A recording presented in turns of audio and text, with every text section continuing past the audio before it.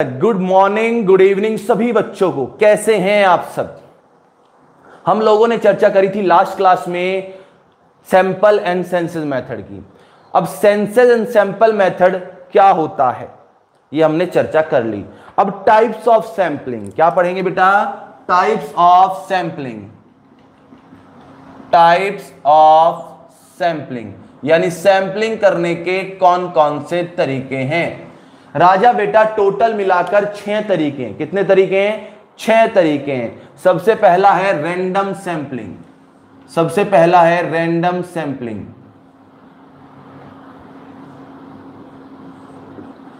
Random sampling, random sampling मतलब बेटा सुनिएगा, रैंडम सैंपलिंग का मतलब होता है, मान लो फॉर एग्जांपल आपकी क्लास में 40 बच्चे हैं, आपकी क्लास में 40 बच्चे हैं, मुझे 4 बच्चे सेलेक्ट करने एज अ मॉनिटर। मैंने 40 के 40 बच्चों के नाम बेटा एक पर्ची पर लिख दिए, 40 पर्चियां बना ली और रैंडमली उसमें से 4 पर्चियां उठा ली। तो इस मेथड को बोला जाए रैंडम सैंपलिंग। अब मुझे बताओ क्या यहां पर पार्शियलिटी होने के चांसेस हैं? Answer is no. यहां पर पार्शियलिटी होने के चांसेस नहीं है, क्योंकि भैया मुझे नहीं पता कि कौन से 4 नंबर में या 4 पर्चियों में किस किस के नाम लिखे हैं। तो इसमें लॉटरी टाइप जो होते हैं, लक्की ड्रॉ जो निकलते हैं, तंबोला आपने खेला हो तो नहीं पता होता। तो ऐसे जैसे तंबोला हो गया, लॉटरी नंबर कहते हैं उसे इंग्लिश में, एंड क्या कहते हैं, लॉटरी मेथड हो गया। तो ये सारी चीजें जो होती हैं वो रैंडम में आती हैं। किस में आती है बेटा? रैंडम सैंपलिंग में आती है, जहां पर each and every item, each and every item have equal chance of selection। Select होने के सारे बंदों के पास इक्वल चांस होते हैं, कोई भी सिलेक्ट हो सकता है। इसके अंदर 2 मेथड आते हैं, that is one is lottery method, lottery and table number, lottery method, और another is table number.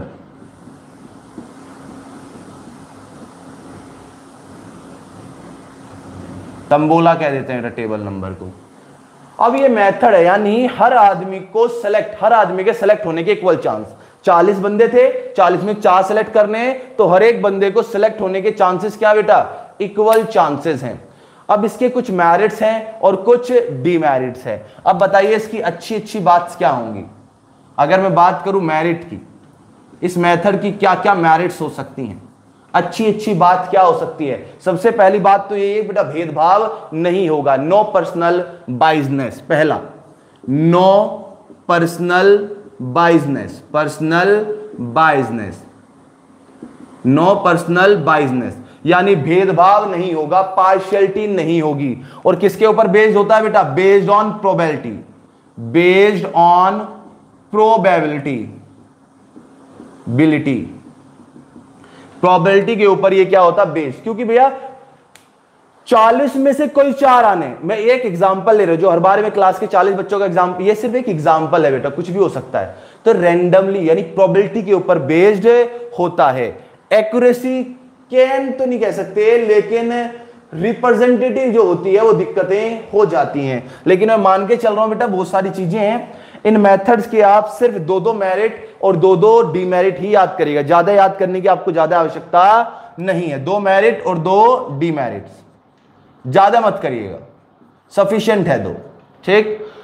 No personal business based on probability. और दिक्कतें क्या आएंगी बेटा? Unsuitable for small sample, unsuitable for small sample, small sample. अगर sample ही छोटा है, सैंपल ही छोटा है तो दिक्कतें आती हैं। ज्यादा बड़े सैंपल में अगर कुछ सेलेक्ट करना है तो ये मेथड काम आता है। छोटा ही सैंपल है तो क्या सैंपलिंग करनी बेटा? सारी चीज की इन्वेस्टिगेशन आप कर सकते हैं।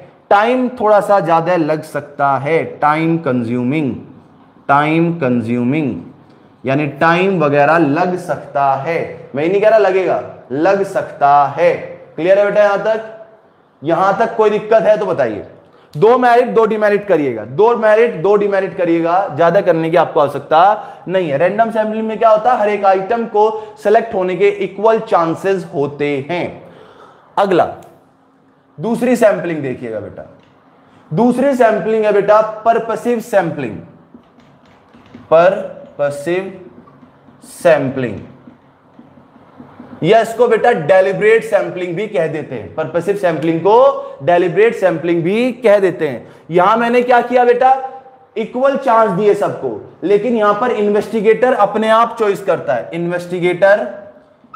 Investigator make choice himself. यानी यहां तो क्या हुआ, 40 बंदे थे, 4 सेलेक्ट कर लिए रैंडमली। अब क्या हुआ, मैं इन्वेस्टिगेटर हूं, 4 बंदे आपकी क्लास के चाहिए, मैंने अपनी पसंद के 4 बंदे उठा लिए। देन इट इज मेथड को क्या बोलेंगे, पर्पसिव मेथड। अब मुझे बताइए बेटा इसकी मेरिट्स एंड डिमेरिट्स। इसकी मेरिट्स क्या क्या होंगी। मेरिट अच्छी बात क्या होगी बेटा, सबसे पहली बात तो फ्लेक्सिबल है और सिंपल है। फ्लेक्सिबल, अपने अकॉर्डिंग आप काम कर सकते हैं, और दूसरा सिंपल मेथड है। कौन सा मेथड है बेटा, सिंपल मेथड है। लेकिन डीमेरिट्स क्या होंगी बेटा, गंदी गंदी बात क्या होगी बेटा, पर्सनल बाइजनेस हो सकता है नहीं हो सकता। सर पर्सनल बाइजनेस मतलब, बाइजनेस का मतलब होता है बेटा कि भेदभाव। अब 4 बंदे सिलेक्ट करने हैं, मुझे अपने आप करने हैं, तो बेटा मैं अपनी पसंद के करूंगा। पार्शियलिटी ना चाहते हुए भी पार्शियलिटी हो ही जाती है। और लैक ऑफ रिलायबिलिटी, जब पार्शियलिटी होगी तो यहां भरोसा नहीं कर सकते। लैक ऑफ रिलायबिलिटी, ठीक, भरोसा नहीं कर सकते। तो पहले मेथड में तो रैंडमली उठा रहे हैं, हर एक आदमी के सेलेक्ट होने के इक्वल चांस है। बट पर्पसिव सैंपलिंग में क्या होता है राजा, कि जिसे मैं चाहता हूं मैं उसे ही सिलेक्ट करूंगा, जिसे मैं चाहता हूं मैं उसे ही सिलेक्ट करूंगा। थर्ड आती है स्ट्रैटिफाइड, या इसको बोलते हैं मिक्स सैंपलिंग। मिक्स्ड सैंपलिंग, या इसका दूसरा नाम है स्ट्रैटिफाइड सैंपलिंग। मिक्स सैंपलिंग कह दो या स्ट्रैटिफाइड सैंपलिंग इसको कह सकते हैं।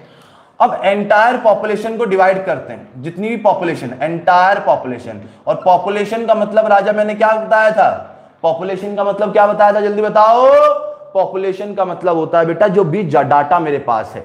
एक अंगूर वाले के ठेले के पास जितने भी अंगूर है दैट इज पॉपुलेशन।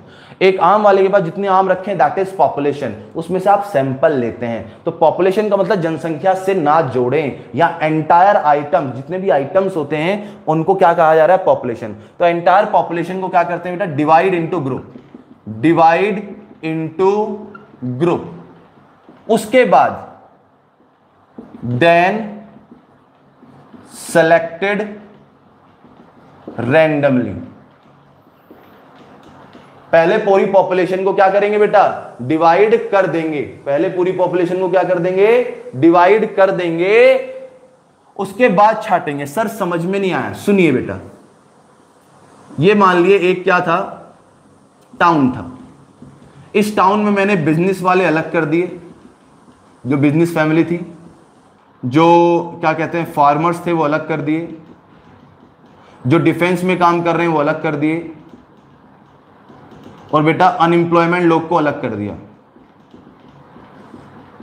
यानी ग्रुप बना दिए। क्या बना दिए, ग्रुप 1, ग्रुप 2, ग्रुप 3, ग्रुप 4।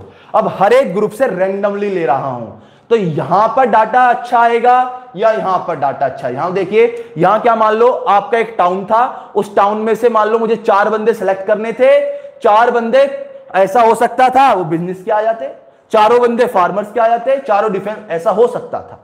लेकिन यहां पर देखिए टाउन है, मैंने ग्रुप बांट दिया। 4 बंदे मुझे चाहिए, तो मैंने एक एक टाउन से एक एक बंदा, एक एक क्लास से एक एक बंदा ले लिया। तो जो रिप्रेजेंटेटिव आया डाटा वो ज्यादा स्ट्रैटिफाइड, यानी ज्यादा डिविजिबल, ज्यादा रिप्रेजेंटेटिव आया। यहां हर एक बंदा सिलेक्ट हुआ, हर एक ग्रुप से कम एक बंदा सिलेक्ट हुआ, और यहां पर ऐसे चांसेस नहीं होते थे।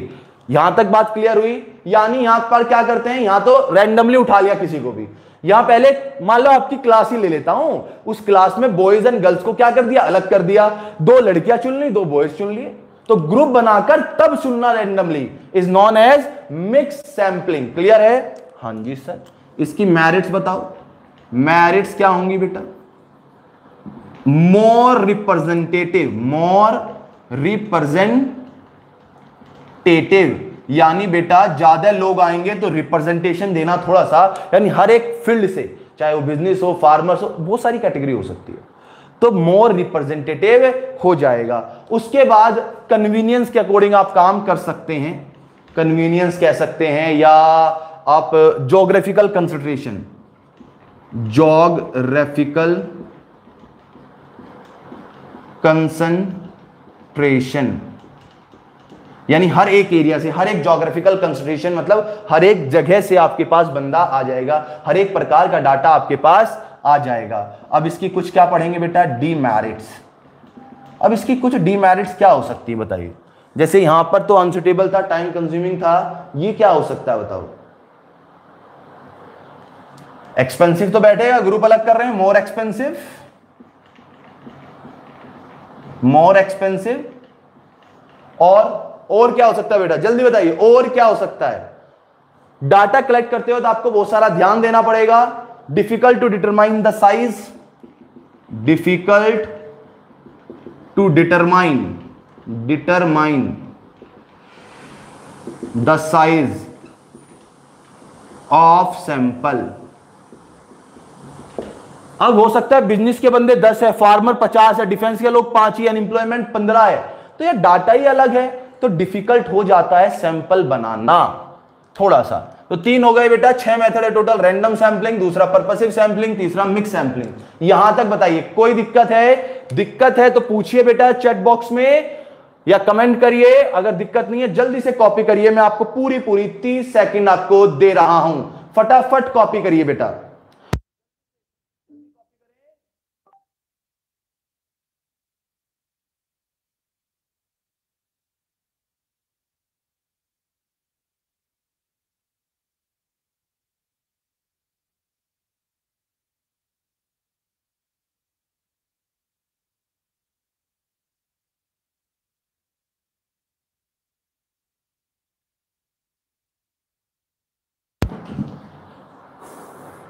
आई होप कॉपी आपने कर लिया होगा, क्लियर आपको हो गया होगा।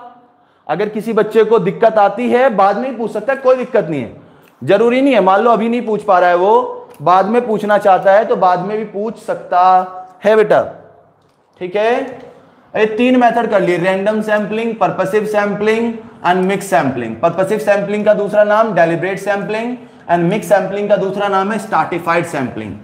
अब बाकी 3 भी पढ़ लेते हैं बेटा, बाकी 3 सैंपलिंग की चर्चा भी कर लेते हैं, ठीक है।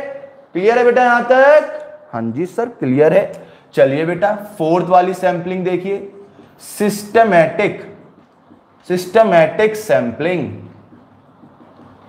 Systematic sampling.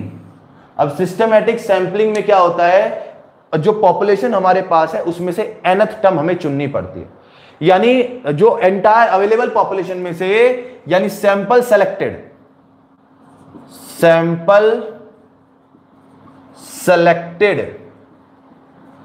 From nth term, एक nth टर्म हम बना लेते हैं और सैंपल चुन लेते हैं। सर समझ में नहीं आया, सुनिएगा। आपकी क्लास में मान लो 40 बंदे हैं, हर बार सिंपल मैं एग्जांपल ले रहा हूं। मैंने बोला जिनका रोल नंबर 5 से डिवाइड हो जाता है वो बंदे खड़े हो जाओ। अब मैंने देखा कि भैया रिद्धि है, रिद्धि का रोल नंबर तो क्या हो रहा है, 7 से डिवाइड हो रहा है, 5 से डिवाइड तो नहीं हो रहा। 28 रोल नंबर है उसका, वो डिवाइड नहीं हो रहा है और रिद्धि को मुझे सेलेक्ट करना है। तो मैंने क्या किया, जिसका रोल नंबर 7 से डिवाइड होता है वो खड़े हो जाओ। तो यहां पर्सनल बाइजनेस आ सकती है, यानी एक nth टर्म डिवाइड कर दिया। मान लो मैंने 5 nth टर्म लिया तो 5, फिर 10, 15, 20, 25, 30, 35, 40। क्लियर है। 7 लिया तो 7, 14, 21, 28, 35 and so on.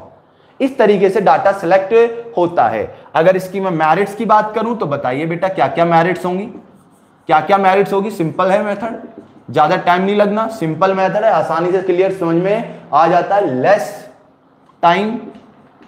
Less time consuming, समय भी कम लगेगा, सिंपल मेथड है। ये तो अच्छी बात हो गई, लेकिन अब थोड़ी सी बेकार बात भी बताइए इसके बारे में, कुछ बेकार बातों पर भी प्रकाश डालिए, बाइजनेस हो जाती है। पर्सनल बाइजनेस लिख लेते हैं, पर्सनल बाइजनेस। या मान लो मैं किसी को सेलेक्ट नहीं करना चाहता और वो मेरे ग्रुप में आ रहा है, तो मैंने एनएट टर्म की क्या बदल दी, वैल्यू ही बदल दी। और यहां पर थोड़ा सा दिक्कत ये आती है, लार्ज पॉपुलेशन के लिए अनसुटेबल है, unsuitable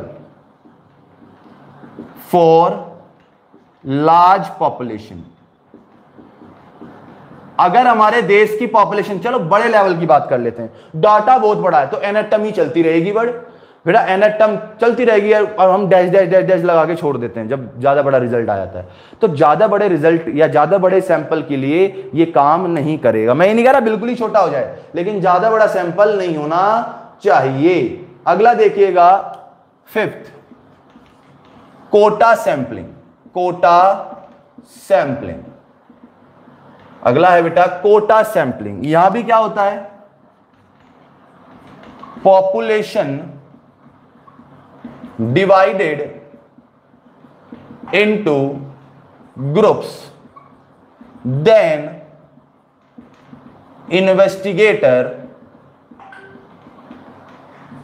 select sample personally।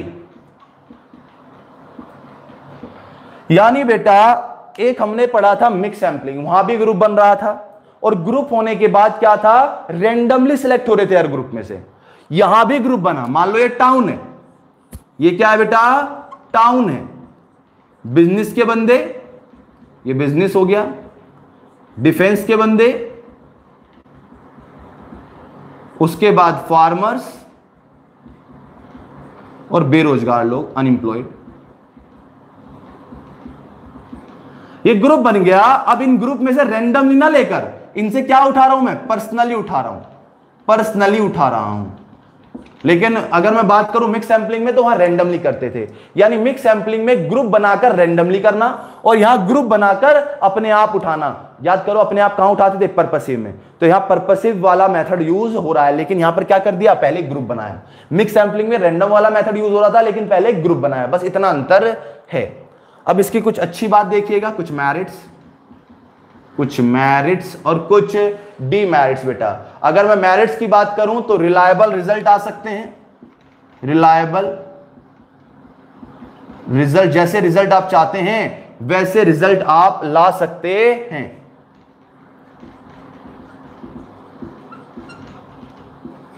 Result आपके हाथ में हो जाएगा।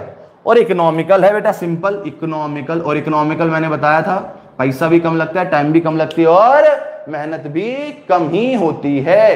डीमेरिट बेटा, डीमेरिट बताओ। एक तो डीमेरिट आपको दिमाग में आ ही जाना चाहिए, जब अपने आप सेलेक्ट कर रहा है तो बेटा पर्सनल बाइजनेस तो आएगा, पार्शियलिटी तो आएगी। पर्सनल बाइजनेस का मतलब है, बाइजनेस का मतलब है पार्शियलिटी।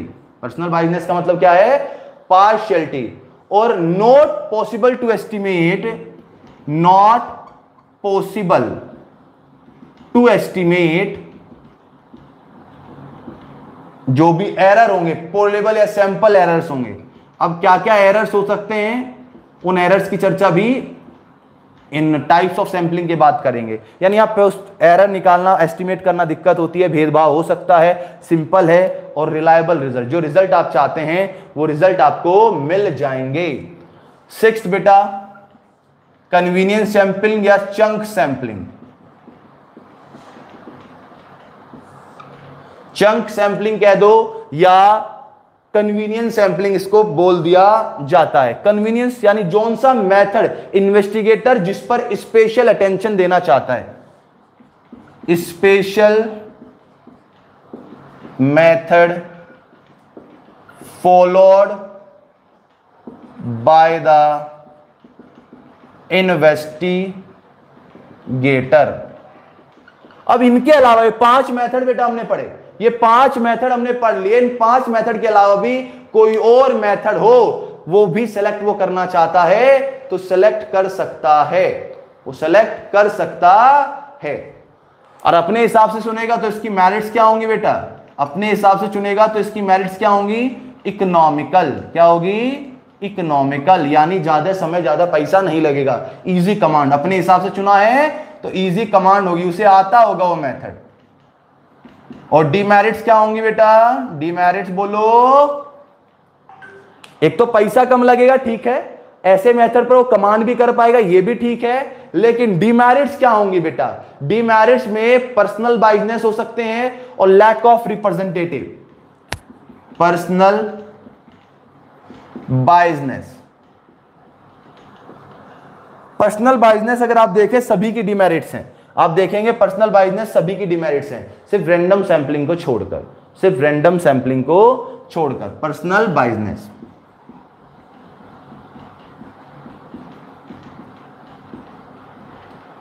और यहां पर अनसैटिस्फैक्टरी रिजल्ट्स आ सकते हैं। क्यों आ सकते हैं रिजल्ट्स? कारण मेथड आपने चुना, कोई सिस्टमैटिक मेथड नहीं था, आपके अकॉर्डिंग मेथड था, वेरीफाइड मेथड नहीं था, हो सकता है गलत आंसर आ जाए, मे भी गलत आ जाए, मे भी गलत आ जाए। यहां तक बताइए कोई दिक्कत? यहां तक कोई दिक्कत है तो बताइए, फिर हम आगे चलते हैं बेटा। कोई भी प्रॉब्लम है जल्दी से मैसेज करिए और इसे कॉपी करिए बेटा, मैं आपको पूरी 30 सेकेंड्स दे रहा हूं।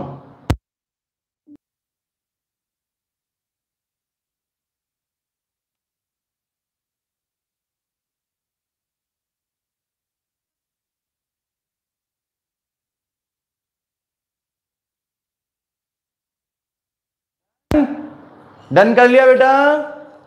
चलिए डन हो गया, डन डना डन डन।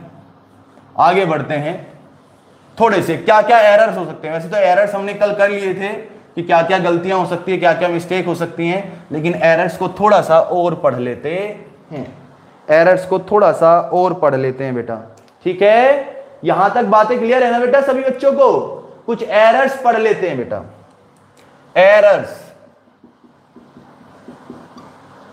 स्टैटिकल्स एरर कौन कौन से हो सकते हैं?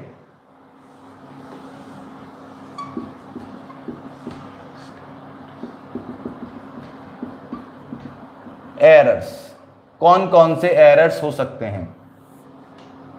इंट्रोडक्शन या टाइप्स लिख लो, कौन कौन से एरर हो सकते हैं और कहां कहां से एरर्स आते हैं? कौन कौन से एरर हो सकते हैं और कहां कहां से एरर आते हैं? गलतियां हम अभी पढ़कर आए बेटा। रॉन्ग सैंपल ले लिया, रॉन्ग सैंपल लिया तो आंसर भी क्या आएंगे? गलत आएंगे। अगर सैंपल ही गलत लिया है, इनकरेक्ट इंफॉर्मेशन मिली है, इनकरेक्ट इंफॉर्मेशन, और किसने दी है बेटा?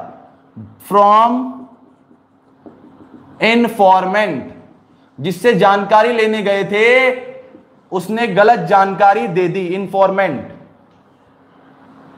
या रिस्पोंडेंट लिख सकते हैं, रिस्पोंडेंट, जिसने जानकारी लेनी थी उसने गलत जानकारी दे दी और डाटा एस्टिमेट करने में आपने गलती कर दी।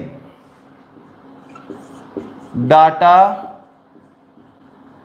Collected with the estimates.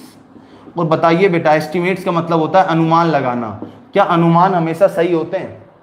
क्या अनुमान हमेशा सही होते हैं? अनुमान हमेशा सही नहीं होते, दिक्कतें आ जाती हैं, तो अनुमान पर नहीं कर। और पर्सनल बाइजनेस हो गई फोर्थ,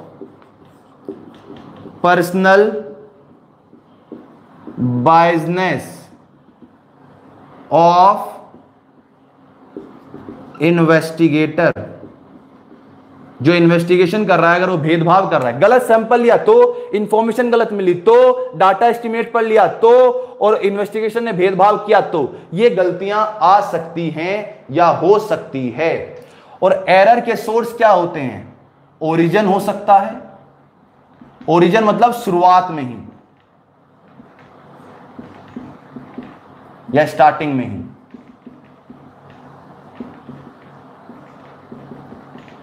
स्टार्टिंग पॉइंट पर ही गलतियां आप कर सकते हैं, ओरिजिन से ही गलती है। मैनिपुलेशन दूसरा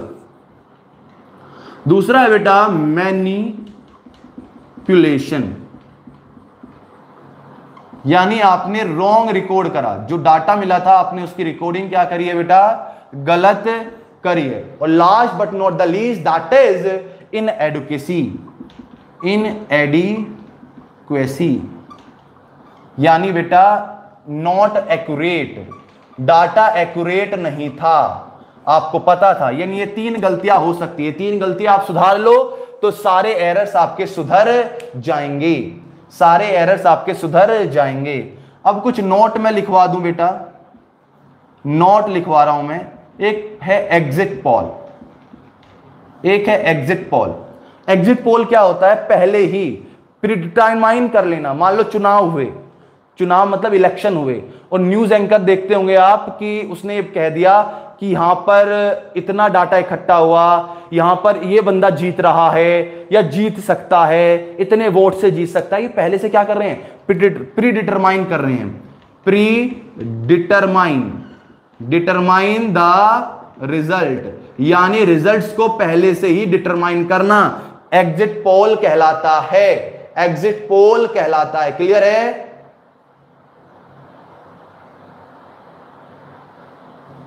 ठीक है, चलिए। एक होती है हपाजर्ड सैंपलिंग, एक सैंपलिंग का नाम है बेटा हपाजर्ड, मतलब क्या कहते हैं, रैंडम सैंपलिंग हमने पढ़ी। रैंडम सैंपलिंग हर बंदे का इक्वल चांस होता है टू बी बीइंग सेलेक्टेड, यहां पर हपाजर्ड सैंपलिंग है।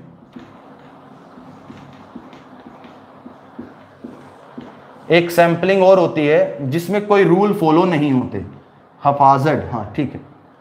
No rule no equal chance, यानी जब रैंडम सैंपलिंग आपने पढ़ी उसमें क्या थे, रूल फॉलो होते थे, इक्वल चांस भी था। अगर रूल फॉलो ना हो और इक्वल चांस ना मिले तो सैंपलिंग को रैंडम ना कहकर हफाजत सैंपलिंग कह दिया जाता है। क्लियर है? एक फैक्टर्स ऑफ सैंपलिंग या फैक्टर अफेक्टिंग सैंपलिंग, इसकी चर्चा और करते हैं। पहले आप यहां तक बताइए, ये सारी चीज क्लियर हुई नहीं हुई? फैक्टर ऑफ सैंपलिंग की चर्चा एक टॉपिक है, वो रह गया है। यहां तक बताइए कोई दिक्कत है या नहीं है? कोई दिक्कत बेटा यहां तक? जल्दी से फटाफट कॉपी करिए बेटा, फटाफट कॉपी करिए बेटा।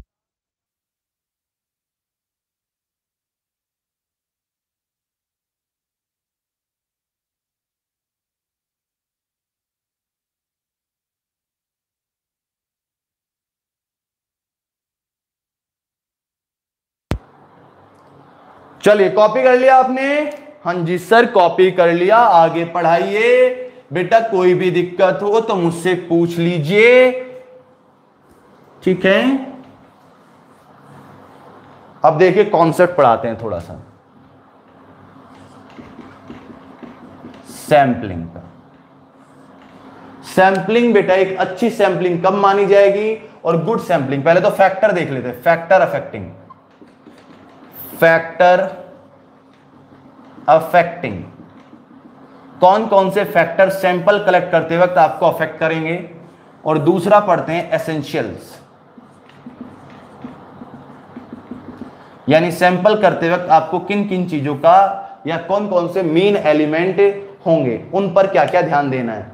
फैक्टर बेटा साइज अफेक्ट कर सकता है, साइज ऑफ पॉपुलेशन। अगर बेटा सैंपल बड़ा लिया है तो आंसर क्या आएंगे? अगर लार्ज सैंपल तो आंसर बढ़िया आएंगे, छोटा सैंपल लिया तो आंसर शायद उतने बढ़िया ना आए। Degree of accuracy, degree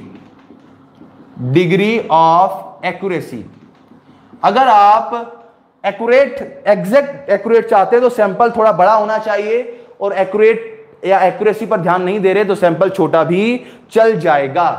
population ये देखना है हेट्रोजीनियस है या पॉपुलेशन हेट्रोजीनियस है या होमोजीनियस है। होमोजीनियस मतलब सिमिलर, हेट्रोजीनियस मतलब डिफरेंट। अगर पॉपुलेशन डिफरेंट है तो भैया आपको ग्रुप बांटने पड़ेंगे, और होमोजीनियस है तो ग्रुप बांटने की कोई दिक्कत नहीं है, सब सारे कुछ सेम ही है तो सैंपल ग्रुप बनाने की जरूरत नहीं है। लेकिन हेट्रोजीनियस होगा तो ग्रुप बनाना पड़ेगा। Nature of study, nature of study.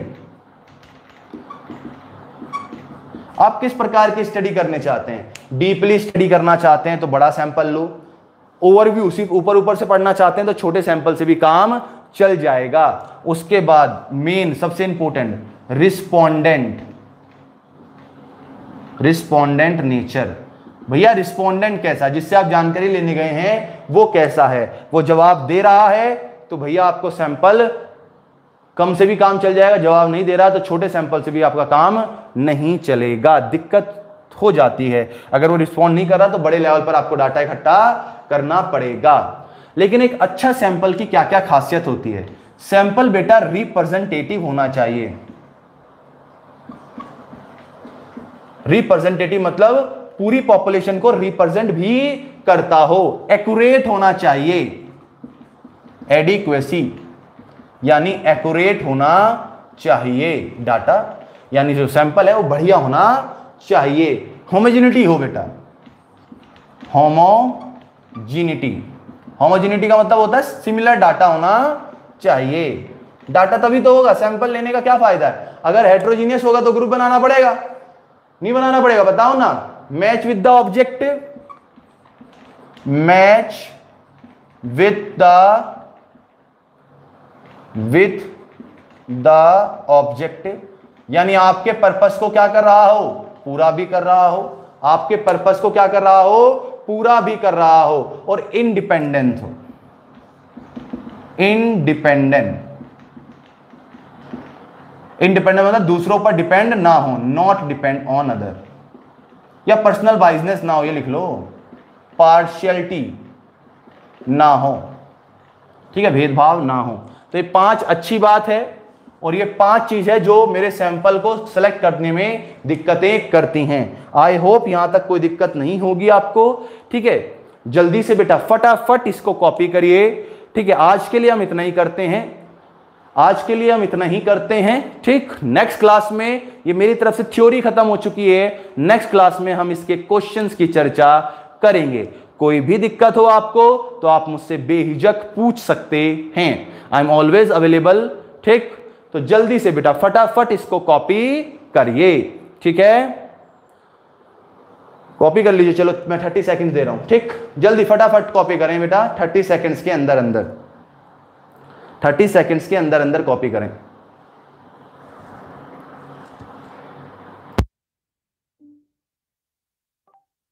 It's 8:26.